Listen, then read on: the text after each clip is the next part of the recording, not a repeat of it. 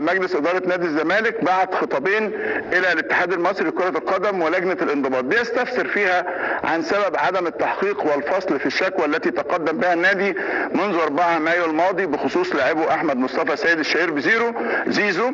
واكد النادي في خطابه ان عقد زيزو مع الزمالك بينتهي 1 يوليو المقبل، ومن ثم لا يحق له الانتقال الى اي نادي اخر قبل هذا التاريخ. الزمالك طالب اتحاد الكوره ولجنه الانضباط بسرعه التحقيق في شكوى النادي وسرعه الفصل فيها قبل انتهاء تاريخ تعاقد زيزو مع النادي. الحقيقه نادي الزمالك هو اكثر من يعرف انه عقد زيزو ينتهي مع نادي الزمالك بتاريخ 5/6 اللي هو نهايه الموسم اللي هو بطوله الدوري العام. طيب هتقول لي انه اصل هو العقد القسط القادم من المستحقات 1/7 ان شاء الله يكون 1/18.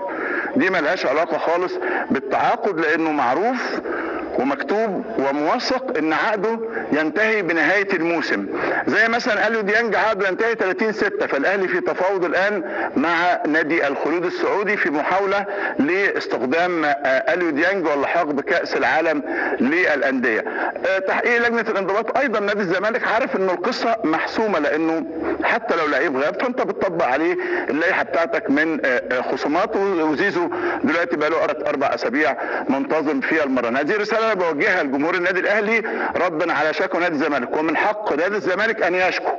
ده حاجه ما تزعلش في حاجه على الاطلاق. يا كابتن شوبير والله العظيم مجلس اداره نادي الزمالك ومسؤولين نادي الزمالك اكتر ناس عارفين ان عقد زيزو بينتهي بعد مباراه نهائي الكاس يوم 5/6، ولكن يا كابتن شوبير مجلس اداره نادي الزمالك بيغلوش على الموضوع، مش عاوز جماهير نادي الزمالك تسألهم وتقول لهم ان انتوا ضيعتوا على نادي الزمالك اكتر من 300 مليون جنيه لما ما رضيتوش تخلي زيزو يحترف من 6 شهور، وانتوا السبب ان زيزو راح النادي الاهلي ببلاش.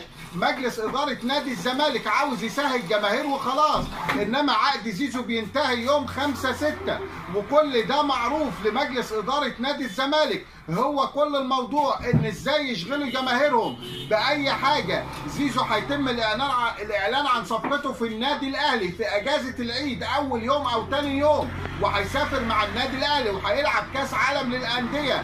اخر قسط لزيزو مع الزمالك هو اللي 1/7، وده ملوش اي علاقه بالعقد. العقد بينتهي مع اخر مباراه في الموسم. هو ده اللي حابين نوضحه وحابين نقولوه. ما تجيبوها على بلاطه يا مجلس اداره نادي الزمالك وتقولوا ان احنا اتغفلنا، ان احنا انضربنا على قفانا، وان احنا سيبنا زيزو للنادي الاهلي ببلاش وضيعنا على النادي 300 مليون.